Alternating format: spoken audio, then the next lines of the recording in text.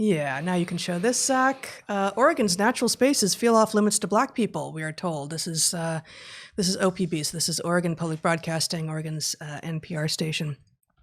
We're being told that parks and trailheads are slowly reopening, as they should be. We've got an extended anecdote from someone, a Black woman, who explains that while she was excited initially when she moved to the Portland area to start going outside, when she did go, she found that she was one of very few Black people on the trails, and then the logical leap felt that that was due to racism and that she was experiencing racism from all the non-Black people that she saw. There is a quote in this article, I don't know exactly where it is on the page right now, quote, "Recent data from the Oregon Parks and Recreation Department shows Black people are underrepresented as visitors to state parks. They make up 2.2% of Oregon's population and 0.9% of daily visitors and 1.9% of overnight visitors to parks." So it's a really white state.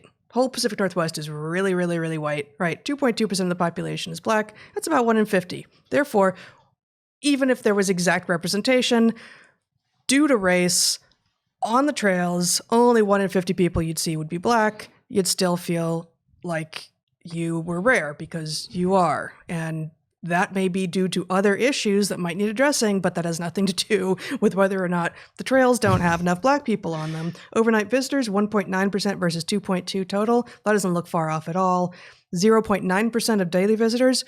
We don't know if that's actually not representative. There are no statistics here. And even if it were, what is it that the claim is that is keeping people of color, Black people, off the trails? Well, I read as far into this article as I could get myself to read, and the Good person, Lord. and I don't want to belittle her perspective. Yeah. For one thing, it may be accurate, but what she says is that it's the looks that she gets from people on the trails. There it is.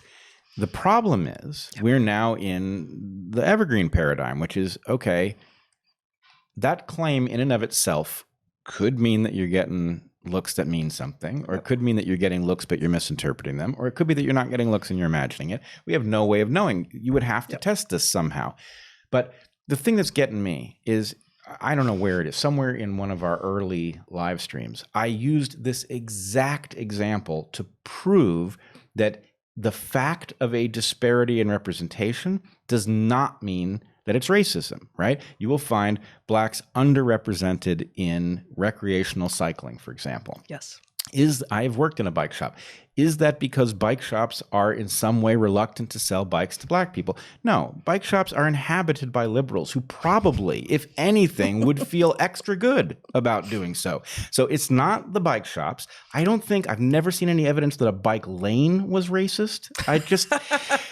It's very hard to see where the bias would be. You right? realize that you are now introducing hypotheses into the world that some people will take and run with or bike with or something.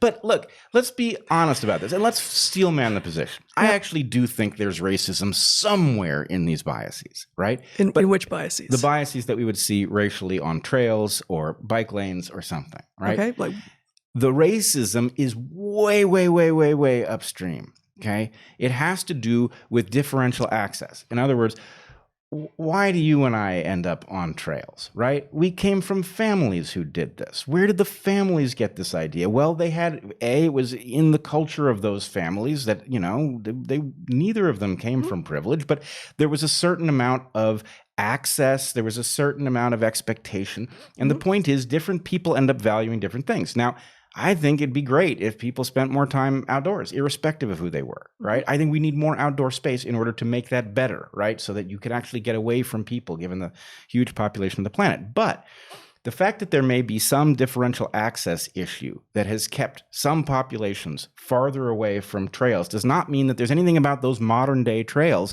that is in any way less accessible, right? So culture is the clear, conspicuous, likely place that some sort of bias would live, not at the trailhead. right.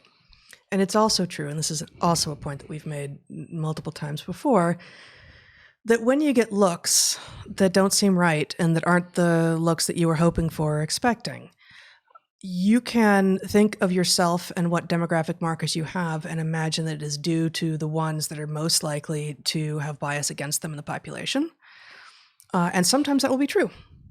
Sometimes I get looks or comments or yelled at or whatever, and it is because I'm a woman, and the dude yelling is a dude, and that is what it is. And sometimes it's not. And with regard to sexism, you could tell in part when it is because of the nature of the comments. And sometimes you can't tell for sure at all. And with race, obviously you could tell in the context of some comments, but I don't, boy, that's not what's happening on the trails. And she doesn't say that there, no one is making explicitly racist comments to this woman and her son on the trails. But, is she getting looks of surprise, shock, disappointment, interest, pleasure, any number of things that might also be mixed with or, causally related to not, I don't think you belong here, but I didn't expect to see you because actually, no one's doing this math explicitly, but 1 in 50 people are Black in Oregon, and frankly, fewer than that tend to end up on the trails. Yep. And that has nothing to do with, therefore, I don't want you on the trails. So I experienced this a little bit in a different place, and I just want to talk about, I think, how you deal with this responsibly when you don't know what you're up against, okay? When my last name gets invoked, I often see something flash across the eyes of somebody that I'm interacting with, right? And I'm betting that some fraction of the time it's, Jewish, right? Mm-hmm. Now, sometimes that might be an anti-Semite. Very rarely, I would imagine, right? But the point is, there's no content in just the flicker of somebody has recognized something that you can interpret with any sort of certainty, right?